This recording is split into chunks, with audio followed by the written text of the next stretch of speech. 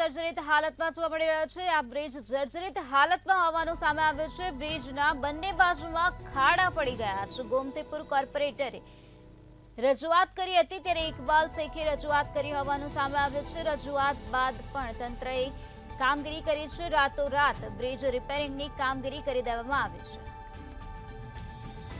ઇકબાલ શેખે આ બ્રિજને લઈને વહીવટીતંત્રની રજૂઆત કરી હતી ત્યારે રજૂઆત બાદ તંત્ર કામે લાગી ગયું હતું। રાતોરાત બ્રિજ રિપેરિંગની કામગીરી કરવામાં આવી છે। અમદાવાદનો સારંગપુર બ્રિજ જર્જરિત હાલતમાં જોવા મળ્યો હતો। બ્રિજના બંને બાજુમાં ખાડાઓ નજરે પડ્યા હતા જેને લઈને ગોમતીપુરના કોર્પોરેટરે વહીવટીતંત્રને રજૂઆત કરી હતી ત્યારે ઇકબાલ શેખે રજૂઆત કરતા તંત્ર કામે લાગી ગયું હતું। રાતોરાત બ્રિજની રિપેરિંગની કામગીરી હાથ ધરવામાં આવી હતી। રાતોરાત બ્રિજ રિપેરિંગની કામગીરી કરવામાં આવી છે। ગોમતીપુરના કોર્પોરેટર દ્વારા આ બ્રિજને લઈને રજૂઆત કરવામાં આવી હતી અને જે રજૂઆત બાદ તંત્રએ કામગીરી આરંભી દીધી હતી। ગત રાત્રે રાતોરાત આ બ્રિજની રિપેરિંગની કામગીરી હાથ ધરવામાં આવી હતી। અમદાવાદમાં આવેલા સારંગપુર બ્રિજ જર્જરિત જોવા મળ્યો હતો જેના બાદ કોર્પોરેટરે રજૂઆત કરતા તંત્ર દ્વારા કામગીરી હાથ ધરવામાં આવી।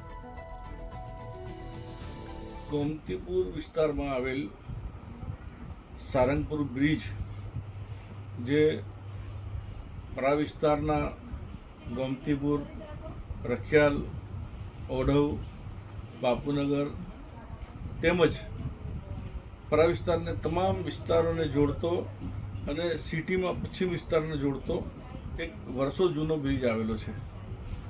જે બ્રિજની આશરે ઉંમર હું માનું ત્યાં સુધી 1960માં બનેલો છે, એટલે 65 થી 70 વર્ષની એની ઉંમર છે। એના સ્પાનની અંદર ગેપ થઈ ગયો છે અને આજુબાજુ ઉંદરોના કારણે મોટા મોટા ખાડા પડી ગયા છે। રોજના 1 લાખ વાહનો અવર જવર કરતા હશે।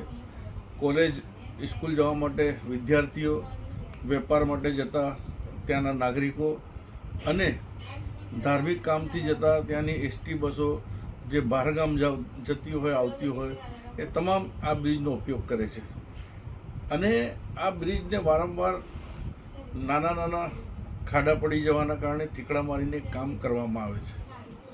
2 દિવસ પહેલાં અમારા વિસ્તારનો એક નાગરિક પડી ગયો, અમને મેસેજ મળ્યા। રાત્રે 16મી તારીખે રાત્રે 3:30 વાગે અમે લોકો જઈને જોયું તો એવી કન્ડિશન હતી કે કોઈ મોટી હુનારત પણ ત્યાં બની શકવાની ઘટના નકારી શકાય તેમ ન હતું।